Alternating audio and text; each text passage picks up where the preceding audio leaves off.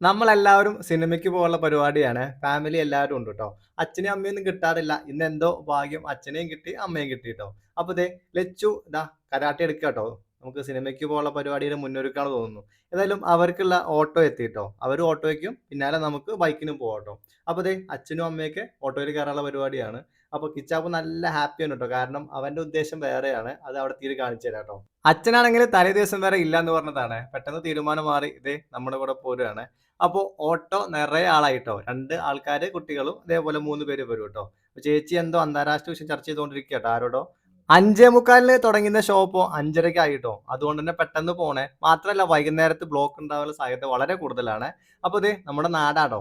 നമ്മുടെ നാടും കഴിഞ്ഞ് റോഡിലേക്ക് ഇറങ്ങി കഴിഞ്ഞാൽ ഉറപ്പാണ് നല്ല ബ്ലോക്ക് ആവട്ടോ. പറഞ്ഞ പോലെ തന്നെ നല്ല ബ്ലോക്ക് ആയിരുന്നേ. ബ്ലോക്കിൽ വരി നിൽക്കാനും നമ്മളെ കിട്ടില്ലേ. നമ്മളിതേ ഷോർട്ട് കട്ട് എടുത്ത് നേരെ പോയിട്ടോ. തിയേറ്ററിലേക്ക് ഇവിടുന്ന് വളരെ കുറച്ച് ദൂരം ഉള്ളൂ ട്ടോ. അങ്ങനെ ദേ നമ്മള് തിയേറ്ററിൽ എത്തിട്ടോ.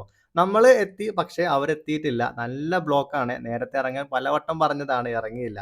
5:30ക്ക് ഷോ തുടങ്ങുംന്ന് പറഞ്ഞാൽ 5:30ക്ക് തന്നെ തുടങ്ങും ട്ടോ. ഏതായാലും നമ്മളെത്തി അവരെ കാത്തിരിക്കുകയാണ്. കാത്തിരിപ്പിന്റെ നീളം കൂടിയപ്പോ ശരിക്കും തോന്നിട്ടോ സിനിമയുടെ ആദ്യ ഭാഗം മിസ്സാവുന്നുള്ളത്.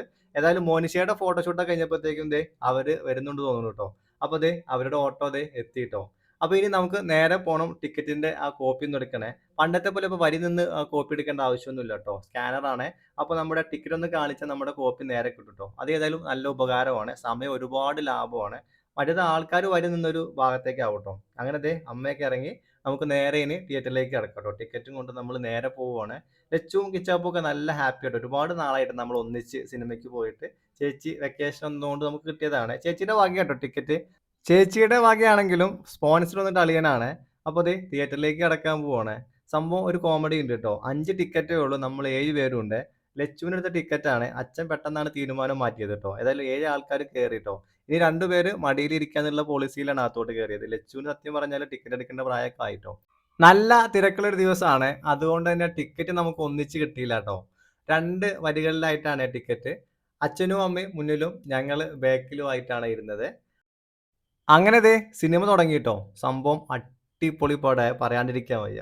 അങ്ങനെ ദേ ഇന്റർവെൽ ആയിട്ടോ. ഇനിയാണ് കിച്ചാപ്പൂവിന്റെ പ്രധാനപ്പെട്ട കലാപരിപാടി ആരംഭിക്കാൻ പോകുന്നത്. സംഭവം പോപ്കോൺ വേണം, ഐസ്ക്രീം വേണം ട്ടോ. ഭാഗ്യത്തിന് ആ 2 ഐറ്റം മാത്രമേ അവിടെ ഉള്ളായിരുന്നേ. ചായ കുടിക്കാനുള്ള പരിപാടി ഇപ്പൊ തിയേറ്ററിനുള്ളിൽ വെച്ച് നടക്കില്ലേ.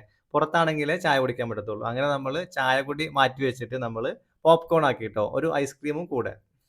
സംഭവം സിനിമയ്ക്ക് മാത്രമേ ഇന്റർവെൽ ഉള്ളേ. കിച്ചാപ്പൂവിന്റെ ഈ ഒരു പരിപാടിക്ക് ഇന്റർവെൽ ഇല്ല ട്ടോ. അതിനിടയിൽ മോനിഷ ഇനി നടക്കാൻ പോകുന്ന കഥയൊക്കെ പറയുന്നുണ്ട്. എന്താകുമോ എന്തോ. ഇപ്പൊ കിച്ചാപ്പൂവിന്റെ പരിപാടി ഇവിടെ തുറന്നുകൊണ്ടേ ഇരിക്കുകയാണ്. അങ്ങനെ സിനിമ കഴിഞ്ഞു ട്ടോ. സംഭവം കൊള്ളായിരുന്നേ. ഒരുപാട് കാലത്തിന് ശേഷം നല്ലൊരു സിനിമ കണ്ട ഫീലില് നമ്മള് എണീക്കുന്നത്. അപ്പൊ ലച്ചു ദേ കൊട്ടാവിയൊക്കെ ഇടുന്നുണ്ട്. നല്ല ഉറക്കാണ് തോന്നുന്നു ട്ടോ. അപ്പൊ ഇനി നേരെ തിരിച്ച് വീട്ടിലോട്ട് പോണം ട്ടോ. ഞങ്ങള് സ്കൂട്ടിക്കാണ്. അവർക്ക് ഓട്ടോ കിട്ടണേ. അപ്പൊ നമ്മള് നേരെ പുറത്തോട്ട് ഇറങ്ങി. പുറത്തേക്ക് ഇറങ്ങിയപ്പോ ദേ മോനിഷ അവർക്ക് യാത്ര കൊടുക്കുന്നുണ്ട്. സംഭവം 2 പേരും ഒരു വീട്ടിലേക്ക് പോകാനുള്ളത് തന്നെയാണ്. അപ്പൊ അവർക്കിനി ഓട്ടോ പിടിക്കണം ട്ടോ. അങ്ങാടിയിലേക്ക് ഇറങ്ങി. നമ്മളിതേ സ്കൂട്ടിയുടെ അടുത്തോട്ട് നടന്നു.